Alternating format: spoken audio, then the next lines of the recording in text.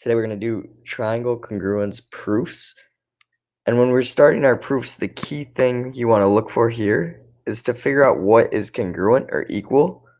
You want to look at the given information, because that given information will tell you what is congruent. The second thing you want to look at is the diagram, because there are usually hidden properties in the diagram. It's usually one. And the two hidden diagram properties you could have are first, so this is given no information, you always know vertical angles are equal.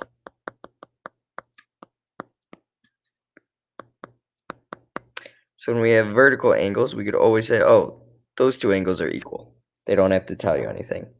The other one, and I think this is a better way to show it now, if I have two triangles, the blue one and the green one,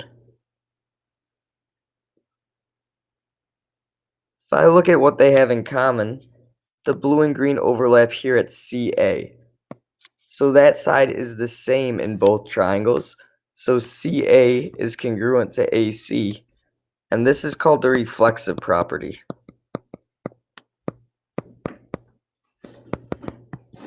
And to remember the reflexive property, it's flipping over that line, the triangle.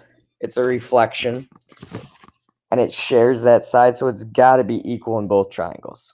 So vertical angles and the reflexive property are two things that they hide in the diagram. And they don't tell you it, but we always know they're congruent. So first I look at the givens, then I look at the hidden things in the diagram. And when are you done? And you can say the two triangles are congruent. Well, if we think about those congruence postulates we learned last week, side, side, side, side, angle, side, angle, and angle, angle, side. If you notice, these all have three sides or angles that are equal. So once we have three congruences, so a pair of sides or a pair of angles, we are done, as long as we could get it to say one of these five things. The other one we haven't talked about yet is hypotenuse leg. We'll talk about that later on, but that is actually three things as well, even though it's called hypotenuse leg. So let's go to the inside and see an actual proof. So this problem says given and prove. So I know from our previous units, I want to write my statement in a reason chart. And the first thing I always write is my given. DC parallel BA and BA congruent to DC. So that's what I'm given. And I want to prove the triangles are congruent. So I need three congruents. So I could get like side, side, side, side, angle, side. One of those postulates. I got to get one of those. So let's start with what you're given. I'm going to look at the first thing I'm given. DC is parallel to AB. Now, a common mistake is people say, oh, those sides are equal. They're not equal. Well, we can't say they're equal. Here's why. I could have two parallel lines that are not the same length. Those two lines are still parallel. So parallel lines, when we have a transversal, actually tells us that there's congruent angles, corresponding angles. And the most popular one here,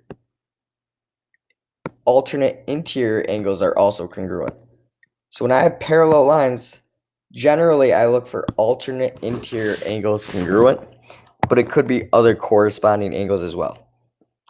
So if I look at these two parallel lines, DC and AB, and I drew a transversal, I know my alternate interior angles are congruent. So step 2, using my parallel lines, I know angle DCA is congruent to angle BAC.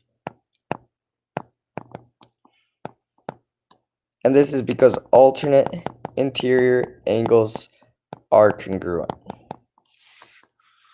Great, so I use the parallel lines to figure that out. Now I'm going to go to step 2. They tell me that B to A is equal to D to C. Okay, BA equals DC. So those are equal. I don't have to write a statement because they just gave that information to me. There's no reason other than it's given, and I already wrote that. So there's another one. So I got 2 things. Remember, I want to try to get to 3 things. So I need one more thing, but I'm out of givens. I used both of them. That means there's something hidden in the diagram for the 3rd thing. So I got to look at this diagram, and I'm looking for vertical angles or the reflexive property. I see these triangles share side CA. CA is equal to CA, or AC. And this is by the reflexive property.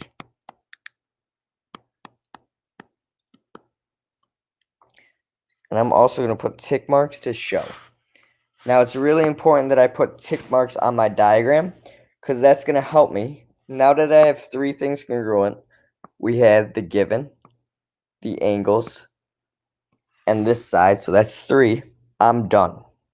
I see that I have a side equal, AB is equal to DC, then an angle equal, this angle is equal to that angle, and then the reflexive property side. So this is side angle side. So now that I have 3 things, it spells side angle side. Step 4, okay, I know my triangles are congruent. CAB, congruent, you just look right up here where it says prove.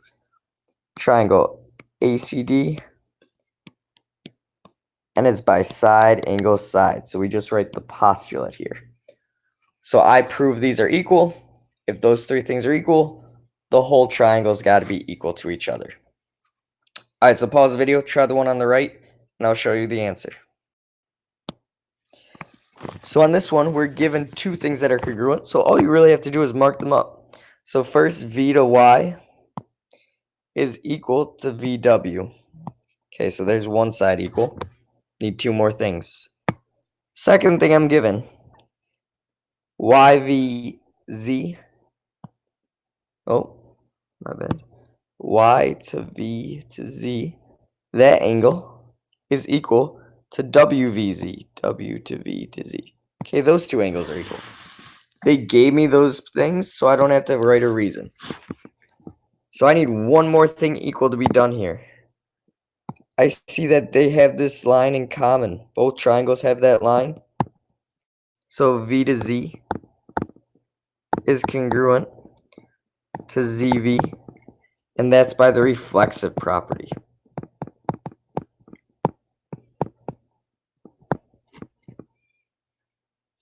So now if I look at these triangles, I have 3 things. I have a side, an angle, and a side.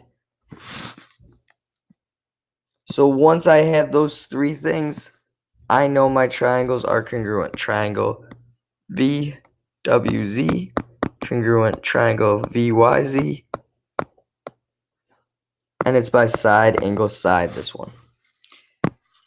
So what was to remember when we're proving triangles are congruent? 1, look at your givens. That's where you figure out what's going to be equal, and it helps you with your next steps. 2, once you use all the givens, use diagram. Because sometimes they hide vertical angles. The 2 problems we didn't have those, but they usually, some do. Or they have the reflexive property. And our 2 examples actually had the reflexive property in there. And then the 3rd thing to remember is once you get 3 angles or sides equal, you are done.